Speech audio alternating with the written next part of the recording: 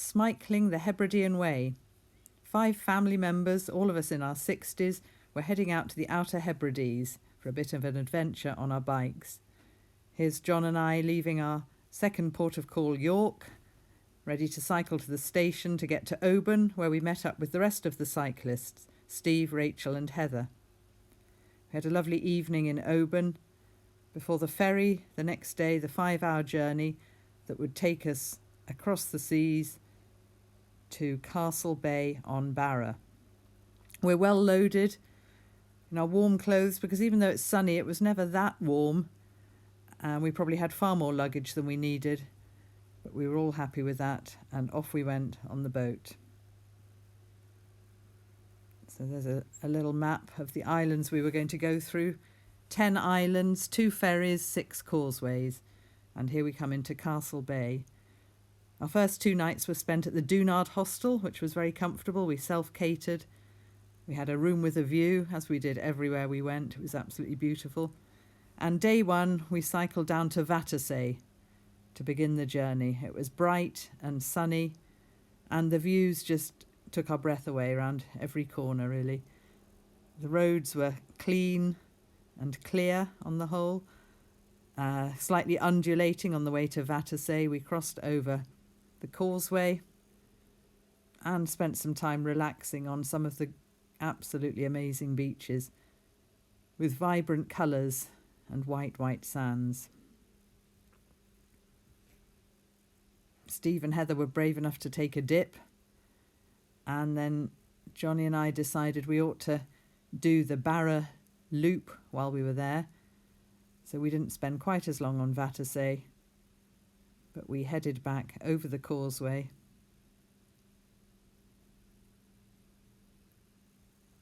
to complete the loop of the island. So that made us on the first day about 44 kilometres.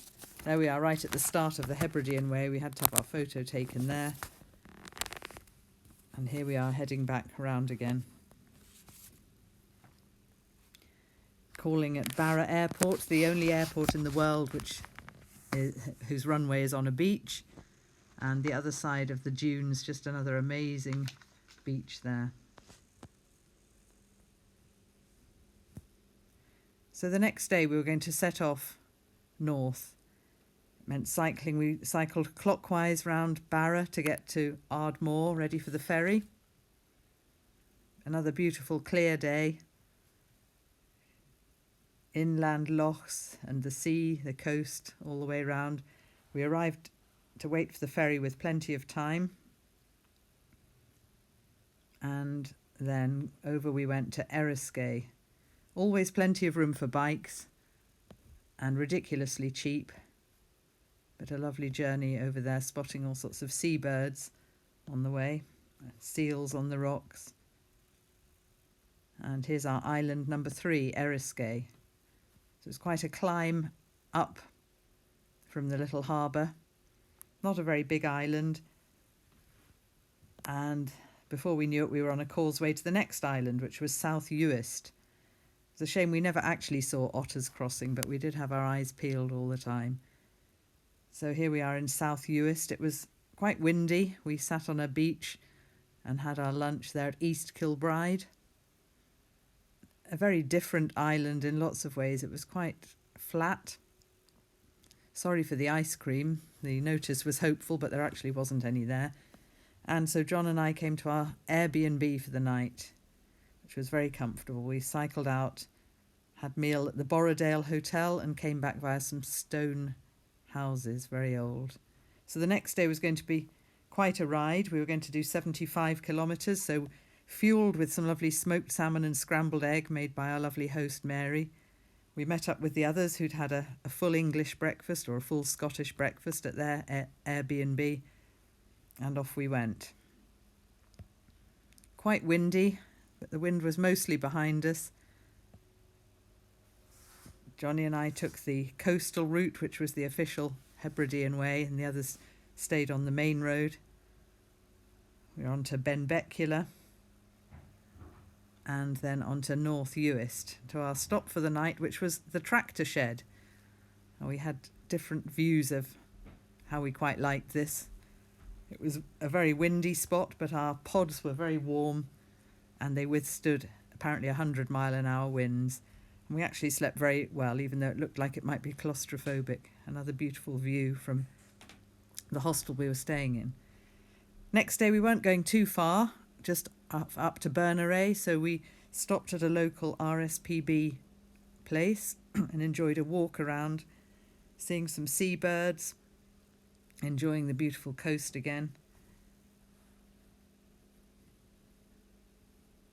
And a lovely cup of hot chocolate to drink and a piece of cake before heading off. So John and I cycled up an extra hill to go and get views of St Kilda. We're not sure if we really saw the islands or not, but we did have some very panoramic views. And then we carried on towards Berneray. Again, beautiful, clear views, lovely colours, straight roads, undulating, up and down, passing places along the way, making it very picturesque.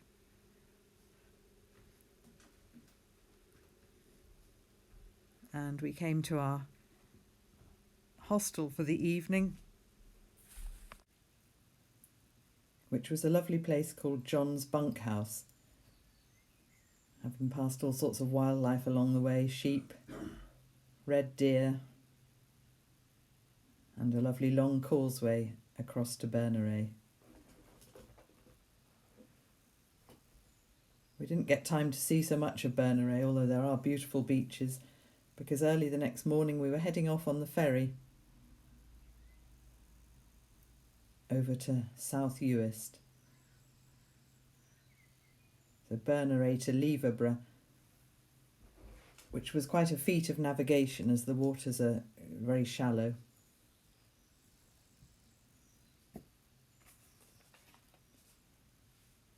And this was going to be a ride of 37 kilometres. We had quite a pull out of Liverpool before turning the corner and enjoying some of the most spectacular views of the whole journey, I think. The mist quickly disappeared to reveal glorious turquoise seas, clear skies, white golden sands, and views of one of the top 10 beaches in the world at Luscantire. Not satisfied with just seeing the views of the 5-mile-long beach, John and I decided to cycle all the way down there, which was well worth it. The tide was out on the way and the wind behind us.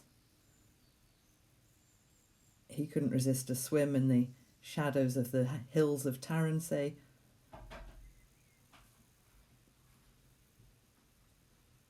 And then we headed back into the wind as the tide had come in. We had quite a hill to go over to get to our next hostel, which was down in Drinishada. But another warm welcome, and we were 2 nights here. Again, a lovely room with a view. And although the next day was in theory a rest day, we couldn't resist getting out on our bikes to explore the Golden Road. So called supposedly because of the cost of building it, but it also seemed to have such lovely colours that we could see the reason for it. Lots of inland lochs, again very undulating, almost lunar landscape, and quite spectacular.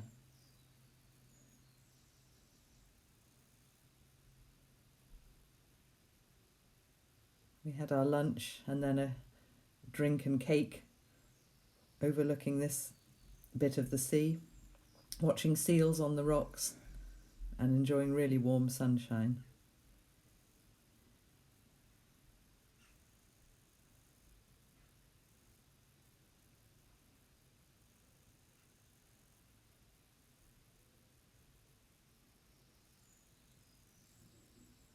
The rest of the Smyclists had planned not to cycle, but actually couldn't resist it because they realised they'd see more on their bikes. So they just did a shorter ride and we met up with them near the end. In fact, this was to be our last day altogether because they'd already planned the end of their journey here. They were heading over to Scalpay for their last night, whereas John and I had planned to do the whole Hebridean Way.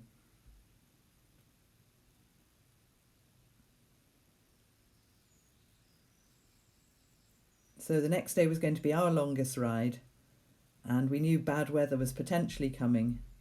But the cuckoo woke us at 4:30, and so we decided to take an early start and get over the hills before the rain came. In fact, we were ahead of everything, earlier than any cafes opening, but we didn't have rain. We got out of Tarbert without too much difficulty. Quite an ascent, and then again some beautiful but different views, the Seaforth Loch,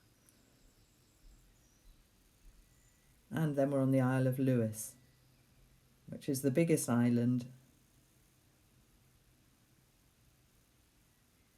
Again, lochs, peat, lots and lots of peat bogs, gorse, hard work cycling west when we made it out to the Callanish stones, which have been standing for many, many years.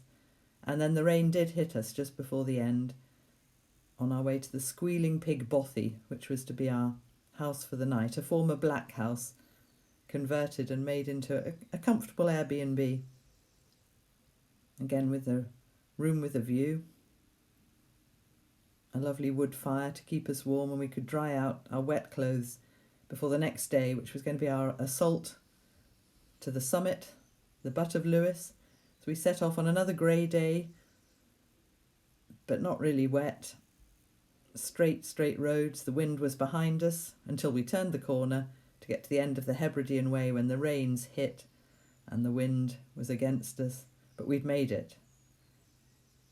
The butt of Lewis, dried out in a cafe just on the other side, before heading back on what was possibly our hardest ride ever, because it was into the wind, a return journey of sort of 37 kilometres.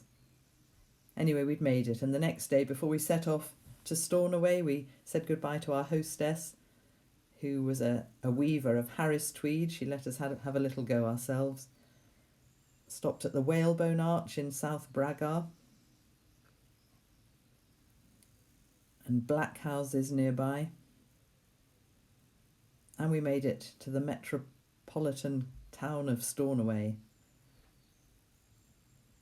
where we had another Airbnb for the night. And we planned the days around doing a park run in Stornoway, because why would you go all the way to the Outer Hebrides without fitting in the only park run on the island? So it was Lewes Castle park run for me, before we set off again, another windy day, slightly overcast, and we were stopping at a hostel at Ravens Point on Loch Erisort. This was a very comfortable hostel, and we were thrilled the next day to wake up to still weather, clear skies. The loch looked amazing, and we saw otters in it. Again, we were so thankful for the stillness, because we were heading back over the hills, which with the wind against us would have been really hard work, but actually was a beautiful ride. A steady climb up and then down towards Tarbert again. So this was to be the end of our Outer Hebrides, the Hebridean Way, up to the top and halfway back down again. We'd enjoyed it so much. We'd covered our 10 islands with 6 causeways, 2 ferries, and now it was time to get on the ferry, and we were heading over to Skye. So goodbye the Outer Hebrides. We're sure we'll be back. It's been beautiful.